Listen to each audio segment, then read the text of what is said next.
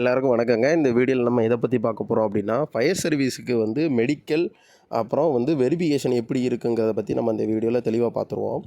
அதாவது அந்த இப்ப ஏஆர், பட்டாலியனு, அப்புறம் அப்புறம் வந்து ஃபயரு, ஜெயில் வார்டன் எல்லாத்தையுமே வந்து ஒரு வெரிஃபிகேஷன் பண்ணும்போது, ஃபர்ஸ்ட்டு நான் உங்கள்ட்ட லாஸ்ட் வீடியோல சொல்லியிருப்பேன்ல, அந்த ஏஆருக்கு வர சொல்லுவாங்க அப்படின்ட்டு. ஏஆர் இல்லைனா எஸ்பி ஆஃபீஸுக்கு அவங்களுக்கு எந்த இடத்த வர சொல்கிறாங்களோ அந்த இடத்துல வச்சு உங்களுக்கு ஃபிங்கர் பிரிண்ட் எடுத்துகிட்டு, அதுக்கப்புறம் அந்த அந்த ஃபிங்கர் பிரிண்ட் எடுத்துகிட்டு உங்களோட ஃபார்ம் எல்லாத்தையுமே அந்தந்த இப்போ வந்து ஃபயர் சர்வீஸ் அப்படின்னா ஃபயர் சர்வீஸோட டிஸ்ட்ரிக்டோட ஹெட் ஆஃபீஸுக்கு வந்து அனுப்பிடுவாங்க. சரிங்களா? அந்த ஃபயர் சர்வீஸில் அந்த அந்த டிபார்ட்மெண்ட்டில் அந்த டிஸ்ட்ரிக்டோட ஆஃபீஸ் இருக்குல்ல, அந்த ஆஃபீஸ்லேருந்து உங்களுக்கு பர்சனலாக ஃபோன் வரும்.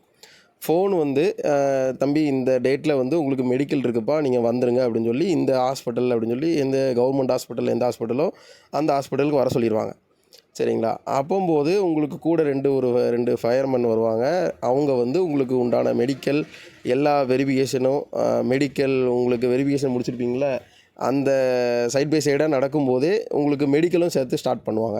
அப்போம்போது அவங்க வந்து அந்த அந்த என்னைக்கு டேட் சொல்கிறாங்களோ அந்த நாள்லேருந்து ஒரு 2 நாளோ இல்லை ஒரு 3 நாளோ 3 நாள் முடிச்சுட்டு இல்லைனா சில இடங்களில் வந்து 4 நாள் 5 நாள் கூட நடக்கும். ஒவ்வொரு ஏரியாவை பொறுத்து இருக்குது. அது ஒவ்வொரு டிஸ்ட்ரிக்டோட மெடிக்கல் மெடிக்கலை பொறுத்து இருக்குது. அதனால் வந்து ஒவ்வொரு இடங்களில் ஒவ்வொரு மாதிரி மாறுபடும். அதனால் வந்து சார் எங்களுக்கு 2 நாள் இருக்குது, 3 நாள் இருக்குது, இத்தனை நாள் போகுதே எதுவும் பயமா அப்படிலாம் ஒன்றும் இல்லை. ஒவ்வொரு நாளைக்கு ஒவ்வொரு மாதிரி நடக்கும். சரிங்களா? அதனால் நீங்கள் வந்து மெடிக்கலுக்கு எல்லாம் ரெடியாக இருங்க. எப்போ மெடிக்கல் இருக்கும் அப்படின்னு சொல்லி கேட்டிங்கன்னா, மெடிக்கல் வந்து கிட்டத்தட்ட ஒரு இந்த வாரம் இல்லைனா அடுத்த வாரத்துலேருந்து மெடிக்கல் வெரிஃபிகேஷனும் உங்கள் எல்லாத்துக்கும் பர்சனலாக ஃபோன் பண்ணி கூப்பிட ஆரம்பிச்சிருவாங்க. எதுக்கும் பயப்பட வேண்டாம். எல்லோரும் ரெடியாக இருந்துக்கோங்க. வீட்டை விட்டு ரொம்ப பெருசாக வெளியே போகாதீங்க. ஏன்னா நீங்கள் வெரிஃபிகேஷன் முடிக்கும் போதே அவங்க போலீஸே உங்கள்கிட்ட வந்து சொல்லிடுவாங்க, தம்பி பத்திரமா இருந்துக்கோங்கப்பா, வெளியே எங்கேயும் போகாதீங்க அப்படிங்கிற மாதிரி போலீஸே உங்களுக்கு தனிப்பட்ட முறையில் ஒரு இன்டிமேஷன் கொடுத்துருவாங்க. சரிங்களா?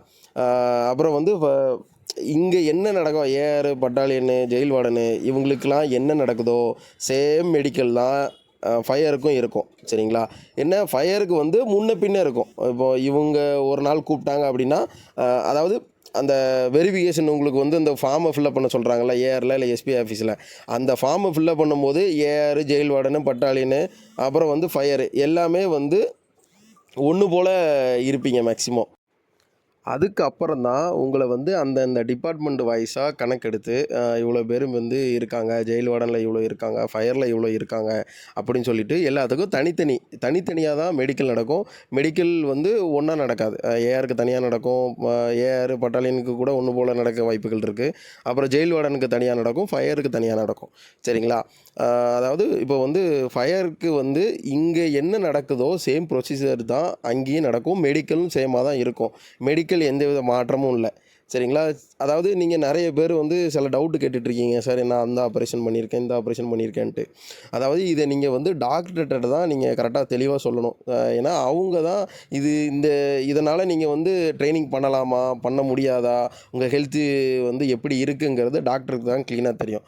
அப்படிங்கப்போ நீங்கள் டாக்டர்கிட்ட நீங்கள் மெடிக்கல் நடக்கும்போதும் நீங்கள் கேட்டுட்டிங்கன்னா உங்களுக்கு உண்டான சந்தேகங்கள் கிளியர் ஆயிரும்.